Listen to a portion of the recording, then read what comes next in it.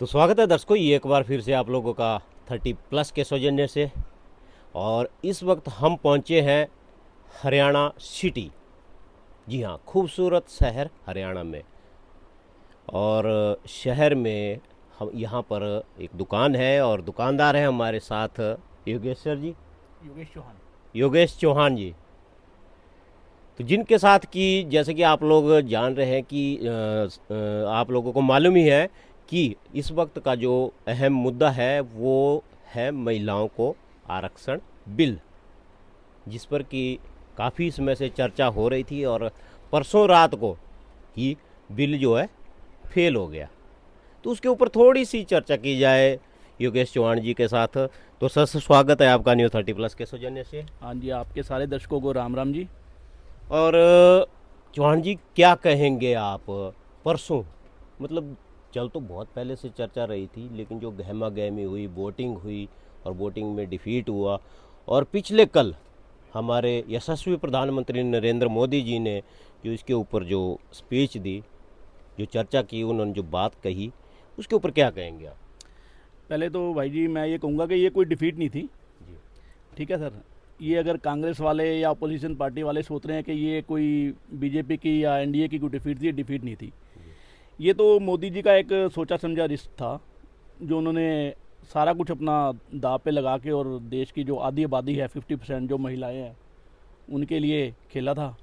ये उनको भी पता था कि उनके पास 2/3 बहुमत नहीं है, लेकिन उन्होंने फिर भी अपनी पूरी जान लगाई और पूरी उन्होंने सारा कुछ उन्होंने पार्लियामेंट में रखा। चाहे अमित शाह जी ने रखा, बाद में मोदी जी भी बीच में बोले, लास्ट में कंक्लूजन जो अमित शाह जी ने किया, सारी डिटेल बनाई और सारे उनके जो उनके तथ्य थे, जो उनको डाउट था ऑपोजिशन को, चाहे वो साउथ नॉर्थ कर रहे थे, वो नॉर्थ साउथ को खाई बटाने की कोशिश करे, सब उन्होंने क्लियर किया। और क्लियर करके बाद में मोदी जी ने अंतरात्मा की आवाज़ भी बोली उन्होंने बल्कि ये भी उनको मोदी जी को बोलना चाहिए था भी ये लोग जब इसको अपोज करेंगे, इस बिल को, अपने घर की जाके महिलाओं को, बहनों को, बेटियों को क्या शक्ल दिखाएंगे। मतलब कि दुनिया, मतलब कि आप हर इंडिया की आधी आबादी को आप मतलब के अगेंस्ट आप वोट करके आ रहे हो जी।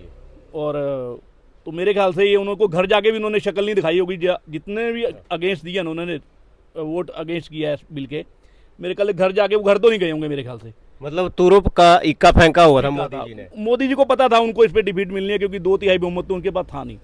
लेकिन वो देश की जनता के सामने जो अपोजिशन पार्टीज है उनको मतलब कि उनके काले कारनामे और वो खोल के दिखाना चाहते थे, ये लेडीज़ के बारे में क्या सोचते हैं, मतलब कि उनके मन में क्या इच्छा है। इनके दिखाने के ख्वाब कुछ और हैं, अपोजिशन के हाथी के दांत जो होते हैं दिखाने के कुछ और होते हैं, खाने के कुछ और होते हैं। ये बोलते रहते हैं लेडीज़, लेकिन ये आधी आबादी के साथ इन्होंने, सारी अपोजिशन पार्टी ने धोखा किया है और ये सरेआम सारे देश ने देखा है। लेकिन चौहान साहब, इसमें ऐसा भी है कि राहुल और प्रियंका जी वो बोल रहे थे कि इसमें जो है मोदी जी का जो सामने इन्होंने महिला बिल को रखा हुआ था, लेकिन उसके साथ में जो है ये साउथ और नॉर्थ में जो है भेदभाव कर रहे थे सीटों को लेकर। मतलब जो, क्योंकि जो सीटें बढ़नी थी उसके आवंटन को लेकर के वो कुछ कह रहे थे। वो तो मोदी जी ने क्लियर बोला ही उन्होंने, मैं लिख के दे देता हूँ, 50% की गारंटी देता हूँ। अमित शाह जी ने बोला वहाँ पे उनमें, अगर आपको ऐसा कोई डाउट है तो हम 1 घंटे का हमें रोक देते हैं लोकसभा की कार्यवाही, और उसके बाद उसको दोबारा उसको लेके आते हैं, लिख के आपको 50% गारंटी लिख के दे देते हैं।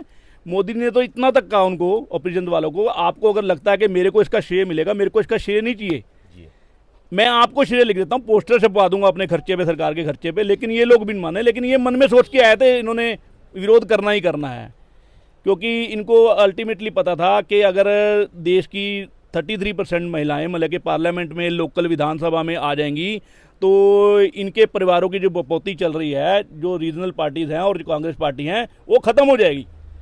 तो देश की आबादी अगर 33%, जो आधी आबादी है वो 33% अगर पार्लियामेंट में चली आएगी तो महिलाओं को मतलब कि जो सशक्तिकरण का जो मोदी जी ने बीड़ा उठाया है वो तो बस अधूरा रह जाएगा इनका। और मोदी जी के कहते हैं, ये बीजेपी जो अभी 25, हम सोच रहे हैं 25 साल नहीं आएगी, 25 साल मतलब के रहेगी, ये अगले 50-60 साल कहीं नहीं आती। और ये मोदी जी इसको दोबारा किसी ना किसी तरीके से लेके आएंगे। उन्होंने जो ठान लेते हैं ना वो मोदी जी, इनको पता नहीं है, मोदी जी को समझे नहीं है, जो वो ठान लेते हैं वो करके ही हटते हैं। और ये वो अभी 1-2 साल में 2029 से पहले करके ही रहेंगे पक्का। जी हाँ, क्या बात कही योगेश जी ने, इन्होंने बहुत अच्छी बात कही दर्शकों कि ये जो है इसमें दलगत नीति से उभर कर उन्हें जो है राष्ट्र नीति पे चलना चाहिए था। क्यों? क्योंकि जैसे कि इन्होंने कहा, उन्होंने अपने घर में जा कर के अपनी बहन बेटियों को, अपनी पत्नी को, उनको क्या मुंह दिखाया होगा कि उनके हक की बात चल रही थी और उन्होंने उनके अगेंस्ट वोट दिया। कैमरा पर्सन दिलेर के साथ मैं विजय, न्यूज़ 30 प्लस।